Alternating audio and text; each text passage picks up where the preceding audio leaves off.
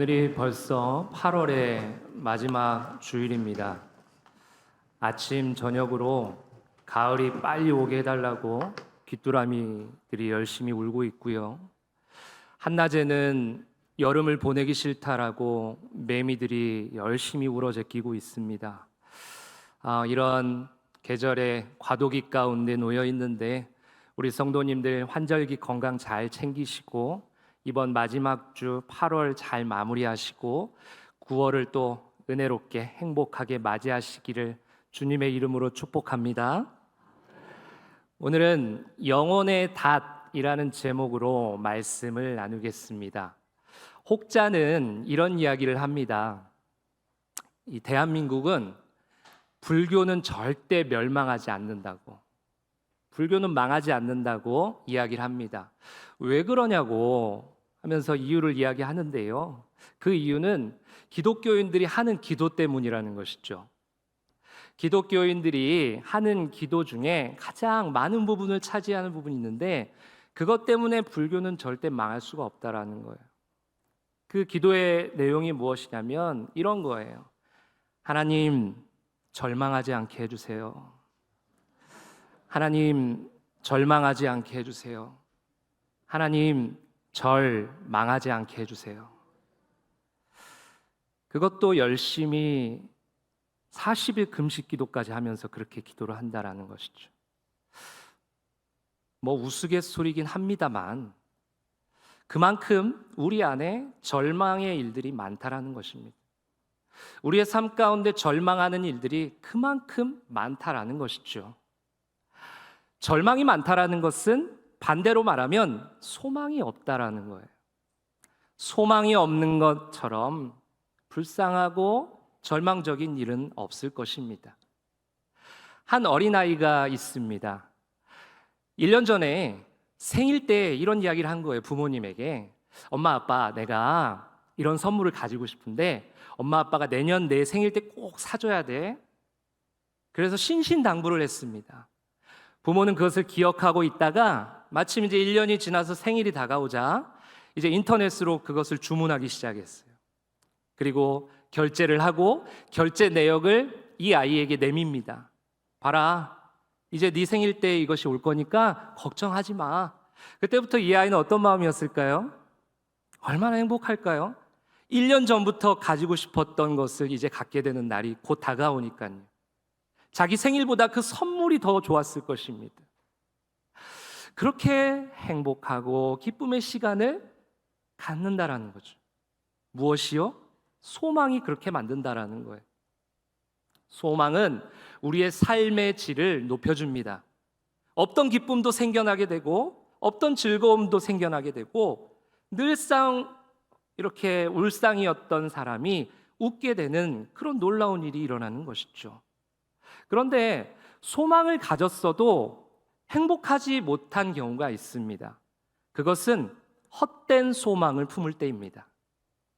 물질의 소망을 두고, 그리고 권력의 소망을 두고, 그다음에 자리의 소망을 두고, 이 세상에 썩어 없어질 것들의 소망을 두다가 결국 그 소망들이 사라지게 되면 하나같이 다 절망에 빠지고 만다라는 거예요. 그렇다면 우리는 어떤 소망을 가져야 할까요? 오늘 하나님께서는 말씀 몇 곳을 통해 우리에게 가져야 될 소망에 대해서 말씀하십니다. 말씀 몇 곳을 화면을 통해 한번 보겠습니다. 제가 읽어드리겠습니다. 내가 무엇을 바라리요? 나의 소망은 주께 있나이다. 나의 영혼아 잠잠히 하나님만 바라라. 물은 나의 소망이 그로부터 나오는도다. 주 여호와여, 주는 나의 소망이시오니 내가 어릴 때부터 신뢰하니시라. 그들로 그들의 소망을 하나님께 두며 하나님에게 자기의 소망을 두는 자는 복이 있도다. 정함이 없는 재물을 소망을 두지 말고 오직 우리에게 모든 것을 후히 주사 누리게 하시는 하나님께 어떻게 하라고요? 두며. 말씀은 다르지만 같은 메시지를 담고 있어요. 하나님께 소망을 두라는 것입니다. 그러면 내가 너희에게 복을 주겠다, 이 말씀이에요. 하나님의 말씀에 순종함으로, 하나님께 소망을 두심으로 하나님께서 주시는 복을 다 받아 누리는 우리 동인의 모든 가족들 되시기를 주님의 이름으로 축복합니다. 오늘 본문의 배경은 그리 녹록지 않은 상황입니다. 유대교에서 그리스도교로 개종한 성도들이 개종한 것 때문에 세상적으로 핍박이 다가오는 거예요. 여기저기서 예전에 유대교에 함께 신앙생활했던 사람들이 손가락질하는 거죠. 정부에서 뭐라고 하고 여러 가지 힘든 그런 고난의 상황 가운데 있습니다. 그러다 보니 소망을 둘 곳이 없는 거예요. 그런 소망을 둘 곳 없는 이들을 향해서 오늘 하나님께서 참 소망에 대해서 말씀하십니다. 우리 본문 11절의 말씀을 한번 화면에 나올 텐데요. 같이 한번 읽어보겠습니다. 시작.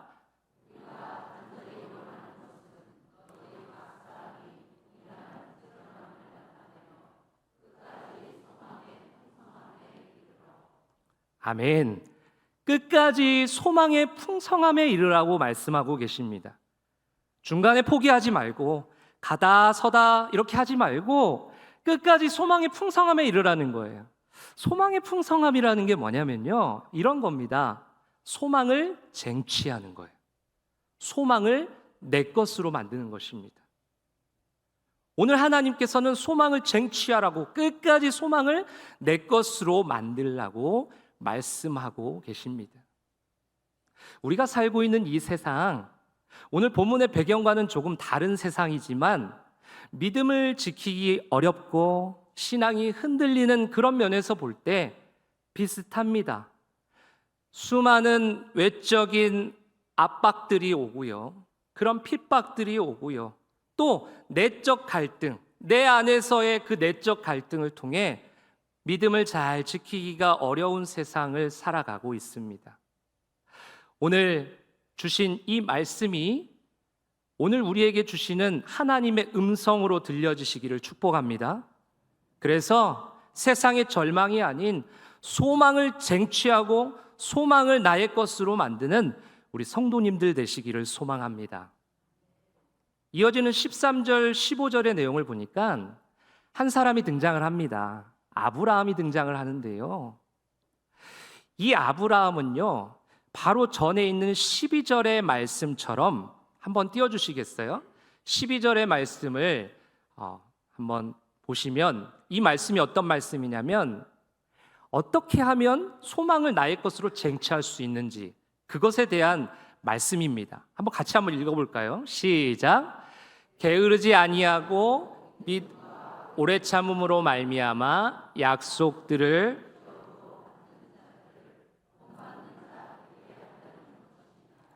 아멘. 어떻게 하면 소망을 쟁취할 수 있는지 말씀하고 있냐면 게으르지 않는 거예요. 부지런히 신앙생활하는 것입니다. 부지런히 믿음 생활하는 거예요. 그리고 좌로나 우로나 치우치지 않고 흔들리지 않고 하나님만 올곧게 바라보면서 믿음 생활하는 것입니다. 그리고 하나님의 약속의 말씀이 이루어질 때까지 인내하면서 기다리는 것이죠. 이러한 신앙생활을 하는 사람에게 하나님께서는 소망을 쟁취하도록 하시고 소망을 나의 것으로 만들어주신다는 거예요. 13절 15절 보니까 아브라함이 등장하는데 이 아브라함이 바로 그런 삶을 살았습니다. 하나님께서 아브라함에게 약속의 말씀을 주셨잖아요. 너는 복이 될 것이다. 너의 자손은 하늘의 별과 같이 저 바다의 모래같이 많게 해줄 거다. 그리고 동서남북 다 봐라. 내가 다 너의 것으로 만들어줄게. 그런데 실상 아브라함의 상황은 어떻습니까? 자녀 한 명 없는 그런 상황, 아무것도 가진 것 없는 그런 상황. 그러나 아브라함은요, 포기하지 않습니다. 끝까지 그 말씀을 믿습니다.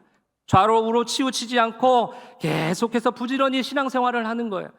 그리고 하나님의 약속의 말씀이 100세 때 이루어지는 그 약속의 말씀을 끝까지 인내하고 기다렸더니 약속을 기업으로 받는 그런 은혜를 경험한 사람이 바로 아브라함입니다.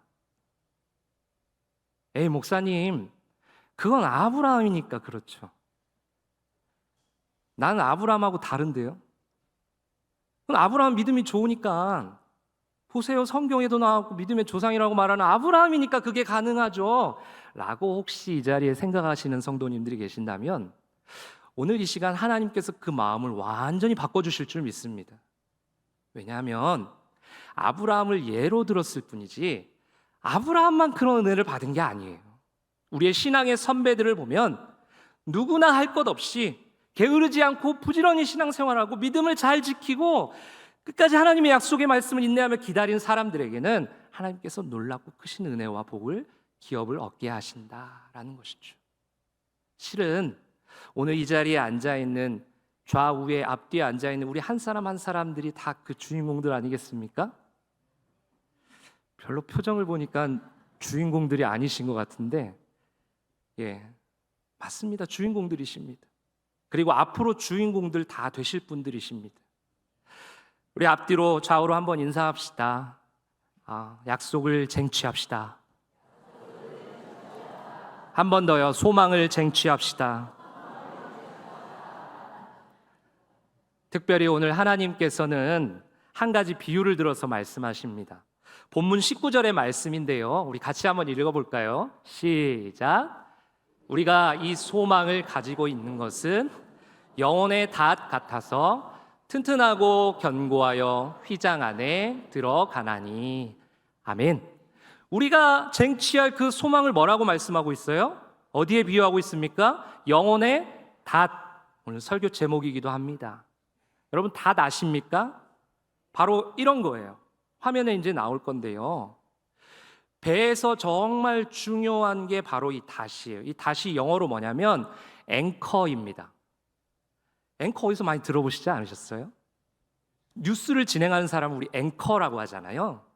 왜 뉴스를 진행하는 사람을 앵커라고 했냐면 그만큼 프로그램 중에서 뉴스가 중요하고 그 중에서 뉴스를 진행하는 사람이 그만큼 중요하기 때문에 뉴스를 진행하는 아나운서를 앵커라고 부릅니다. 중요하다는 것이죠. 처럼 배에 있어서 정말 많은 것들이 중요하지만 그 중에 중요한 것 하나가 이 바로 닷입니다.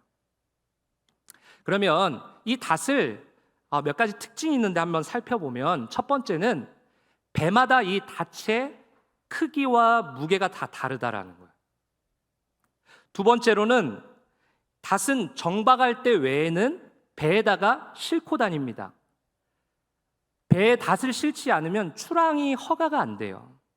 세 번째, 닷을 내려도 물결이 치면 배가 어떻게 될까요? 흔들립니다. 하지만 닷이 물속에 있기 때문에 박혀 있기 때문에 배가 떠내려가지는 않는다라는 거예요. 마지막 네 번째로 닷은 줄에 매여 있고요. 쇠사슬에 매여서 이 배와 반드시 연결되어 있어야 합니다. 단독으로 존재할 수 없다라는 것이죠. 왜 하나님께서 오늘 본문에서 소망을 영혼의 닷이라고 말씀하셨을까? 한 주간 깊이 묵상하는 가운데 하나님께서 이런 마음을 주셔서 좀 나누려고 합니다. 첫 번째, 배마다 사이즈와 무게가 다른 그 닷처럼 우리가 가진 소망의 크기와 무게와 방향과 그 모든 것들이 다르다라는 거예요. 그래서 다른 사람의 소망 부러워할 것 없다라는 것이죠. 내 소망이 분명히 있다라는 것입니다. 두 번째로 닷은 정박할 때 외에 이 배에 반드시 싣고 다녀야 된다고 했습니다. 우리의 소망이 그렇습니다. 귀찮다고 필요 없다고 우리의 소망을 멀리 던져버리고 떼어버리면 안 된다라는 것이죠. 늘 몸에 지니고 마음에 지니고 영에 지니고 살아야 된다는 것입니다. 세 번째로 닷을 내려도 물결이 치면 배가 흔들린다고 했습니다. 우리가 아무리 소망의 닷을 하나님께 둔다고 해도 우리의 인생 가운데 어려움이 없냐? 아니요. 하나님을 잘 믿어도 시련이 다가오고 교회를 한 번도 빠지지 않아도 어려움이 다가오고 정말 감당할 수 없는 그런 고통 가운데 있을 때가 참 많습니다. 하지만 우리가 영혼의 닻을 하나님께 내렸으면 우리는 하나님께로 영원히 벗어나거나 떠내려 가지는 않습니다.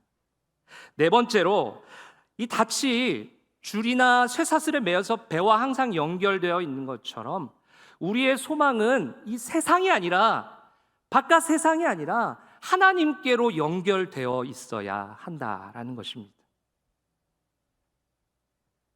이어서 하나님께서는 이러한 영혼의 닻을 하나님께 둔 자들에게 놀라운 은혜와 복을 주신다 말씀하시는데 세 가지를 말씀하시거든요. 첫 번째, 한번 따라해 보시겠어요? 하나님께서는 큰 안위를 받게 하십니다. 본문 18절의 말씀 같이 한번 읽겠습니다. 시작. 이는 하나님이 거짓말을 하실 수 없는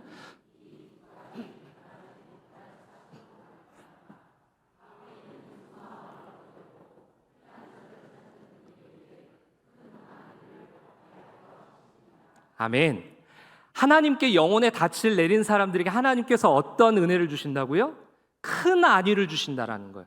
여기서 안위가 뭐냐면 헬라어 파라클레시스라는 단어를 사용합니다. 근데 이 단어가 어떤 의미냐면요, 이런 의미입니다. 하나님께서 우리를 위로하시고 우리를 격려하실 때 저 멀리서 그냥 너 위로 받아, 너 격려 받아, 이런 의미가 아니라 우리에게 가까이 오셔서 우리를 이렇게 끌어안으시고 함께 우시면서 아파하시면서 아주 가까운 곳에서 우리와 공감하시면서 우리를 위로해 주시고 격려해 주시는 단어가 바로 파라클레시스라는 단어입니다. 우리가 힘들 때 누군가에서 온 문자 한 통이 그렇게 힘이 되지 않습니까? 괜찮아, 힘내, 잘하고 있어, 너는 특별해, 괜찮아, 이런 문자만 봐도 힘이 납니다. 그런데요, 갑자기 힘들어하고 있는데, 고통 가운데 있는데 누군가 초인종을 누르면서 꽃 한 다발을 사가지고 오는 거예요. 그리고 와서는 왜 무슨 일 있어? 하면서 이야기 다 들어주고 함께 울고 함께 기도해주고 함께 공감해주고 끌어안고, 그렇게 하면 문자, 전화 이런 거와 비교할 수 없는 큰 위로를 경험하게 됩니다. 바로 오늘 우리가 영혼의 닻을 하나님께로 내릴 때 하나님께서 이런 위로와 이런 큰 사랑을 베풀어 주신다라는 거예요. 특별히 성령님의 별명이 한 가지 있는데 우리가 잘 아는 보혜사입니다. 이 보혜사의 이 헬라어는 파라클레토스예요. 바로 오늘 이 안위라는 단어에서 이렇게 파생되었습니다. 그러니까 성령님은 우리를 가까이서 위로해 주시고 도와주시는 분이라는 걸 꼭 기억하시기를 바랍니다. 두 번째로, 우리가 하나님께 소망을 둘 때, 닻을 내릴 때 어떤 은혜를 주시냐면, 한번 따라해 보시겠어요? 튼튼하고 견고하게 하십니다. 우리 본문 19절의 말씀을 같이 한번 읽겠습니다. 시작. 우리가 이 소망을 가지고 있는 것은 영혼의 닷 같아서 튼튼하고 견고하여 휘장 안에 들어가나니. 아멘. 닷을 내리면 배는 파도에 흔들릴 수는 있습니다만 쓸려가지 않는다고 했습니다. 그런 것처럼 우리가 우리의 영혼의 닻을 하나님께 내리면 우리의 영혼은 안전하게 되는 줄 믿습니다. 왜냐하면요, 아무리 세상 풍파 어려움이 있어도 하나님께서 우리를 꽉 붙들고 계시기 때문에 그렇습니다. 그래서 우리를 영적으로 더 튼튼하게 하고 견고하게 하시는 거예요. 특별히 여기 튼튼하다라는 단어에서 파생된 단어가, 그 언어가 콘크리트라는 단어입니다. 우리 콘크리트 잘 아시죠? 콘크리트는 평소에는 모르지만 굳어지면 엄청 단단해지잖아요. 그런 것처럼 우리 하나님께서 하나님께 소망의 닻을, 우리의 닻을 내리면 하나님께서 그렇게 우리를 만들어 주신다라는 거예요. 마지막 세 번째, 한번 따라해 보시겠어요? 하나님께 소망을 둔 자들은 휘장 안에 들어가게 하십니다. 본문 19절 뒷부분을 보시면 휘장 안에 들어가나니. 아멘. 여기서 휘장 안이라는 곳은 어디냐면요, 우리 구약 성경에 보면 성막 아시죠? 성막은 어떤 형식으로 이루어졌냐면, 성막의 문을 처음에 문을 딱 열면요, 뜰이라는 곳이 나옵니다. 우리 운동장이라고 생각하시면 돼요. 뜰을 지나면 이제 건물로 들어가는데, 건물로 들어가는 곳이 바로 성소입니다. 그 성소에서 휘장 하나를 거쳐서 들어가는 곳이 바로 지성소입니다. 그래서 오늘 이 휘장 안이라는 곳은 어디냐면 지성소라는 곳이에요. 이 지성소는요, 구약의 의미로 보면 우리는 절대 들어갈 수가 없습니다. 지성소에 들어갈 수 있는 사람은 대제사장이 1년에 딱 한 번, 그것도 죄를 지은 상태에선 절대 못 들어가기 때문에, 바로 죽기 때문에 몸에다가 끈을 매달고 방울을 달고 들어갑니다. 혹시 흔들었을 때 별 인기척이 없으면 잡아 끄집어내려고요. 그 정도로 엄격한 규정이 있는 곳이 바로 이 지성소입니다. 또한 이 지성소에는 하나님의 언약궤가 있어요. 언약궤는 약속이잖아요. 하나님의 임재하는 곳이에요. 하나님과 친밀하게 만나는 곳. 오늘 이렇게 우리가 모인 이곳이 바로 신약의 지성소라는 거예요. 하나님과 함께하는 곳이 바로 지성소라는 거예요. 그래서 영적으로 너무 중요한데 구약의 관점으로 보면 우리는 그곳에 들어갈 수 없다라는 거예요. 그런데 우리 조금 전에 읽었지만 어떻게 하신다고 하셨죠? 그 안으로 들어가게 해주신다는 거예요. 할렐루야. 그러면 어떻게 그것이 가능할까? 이어지는 20절 말씀을 우리 한번 크게 읽겠습니다. 시작. 예수께서 멜기세덱의 반차를 따라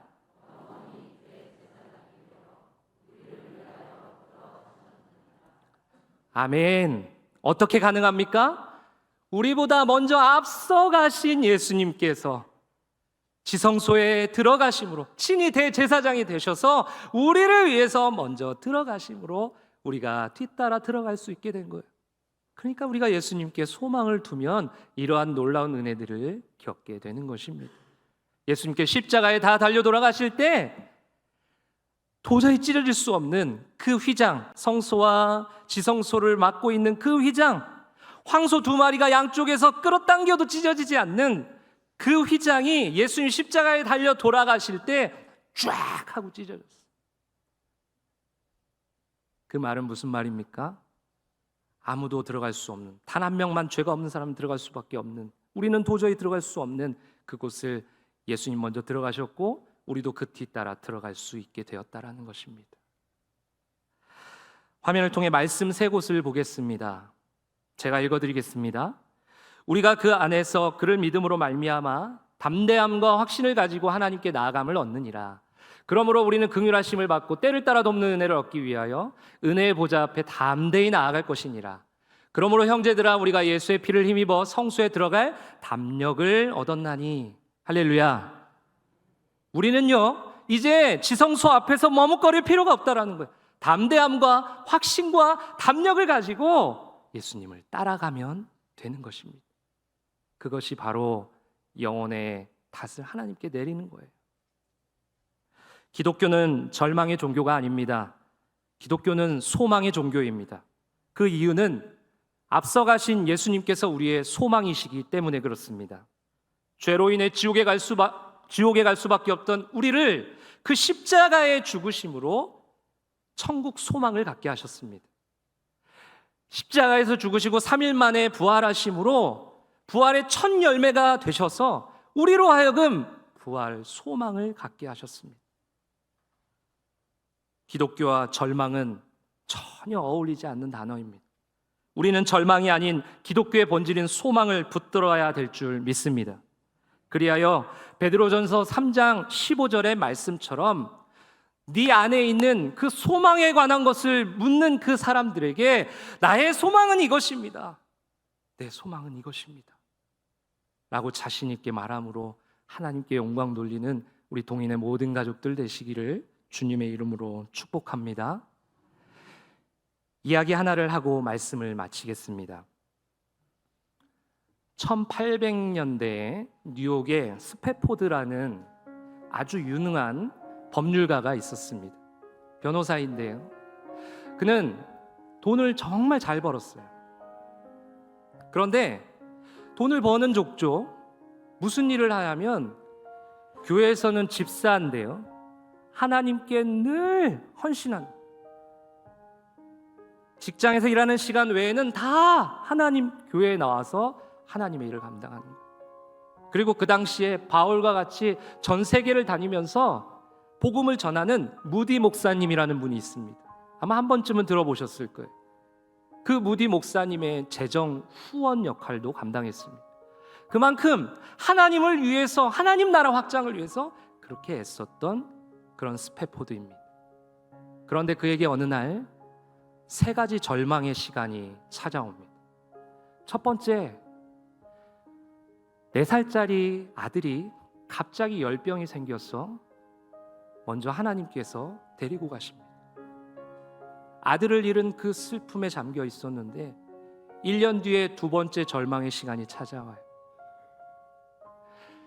자기가 투자했던 지역, 시카고라는 지역이 있는데 그곳에 건물을 짓는데 투자했었는데 그 시카고에 대화재가 일어납니다. 그래서 모든 것이 다 제로 변했어요.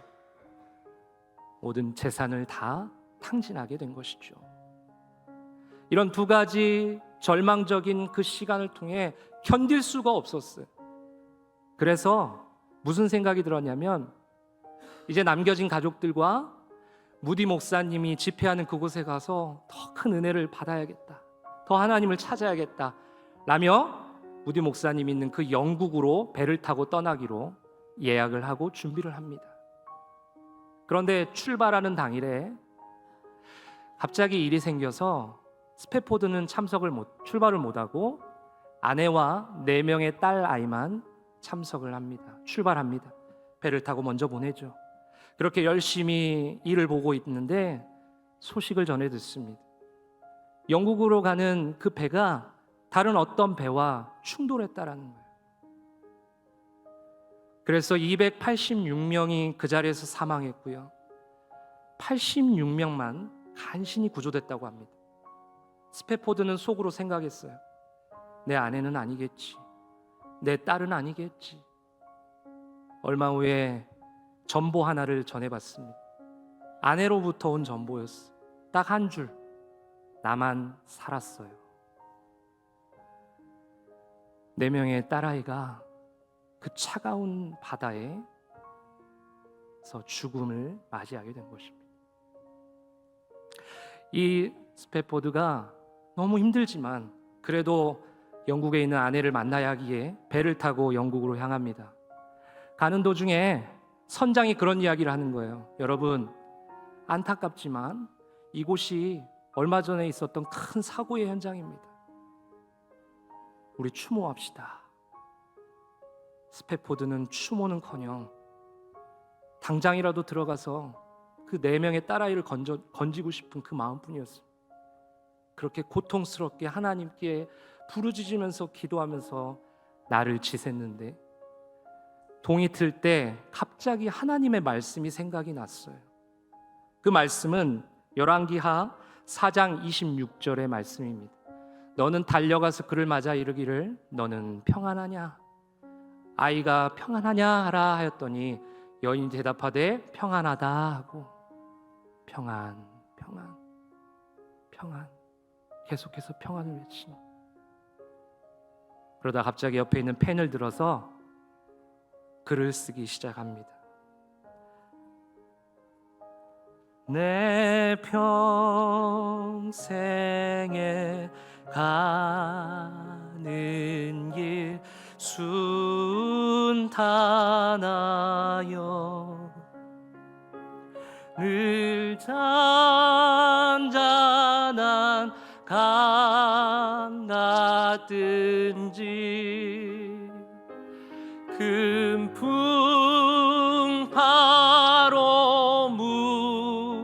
무섭고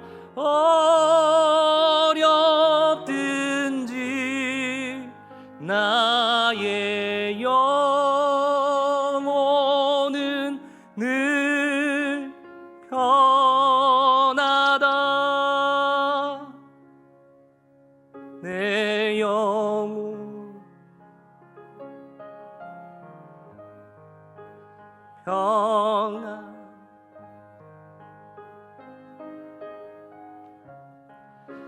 내 영혼 평안해. 찬송가 413장은 이렇게 탄생이 되었습니다. 절망의 순간에서 평안을 볼 수 있었던 것은 그 스패포드는 평소 부지런히 영혼의 닻을 하나님께로 내렸기 때문입니다. 그래서 결정적인 순간에 절망을 선택한 것이 아니라 소망을 선택할 수 있었던 것이죠. 비록 흔들렸지만 하나님으로부터 떠내려 가거나 쓸려 내려가지는 않았습니다. 사랑하는 동행가족 여러분, 절망의 순간에 절망을 선택하는 것은 누구나 쉽게 할 수 있는 일이에요. 하지만 조금 어렵더라도 누구나 할 수 없는, 평소 부지런히 영혼의 닻을 하나님께로 내릴 때 가능한 그 소망을 선택하는 것, 한번 도전해 보시지 않겠습니까?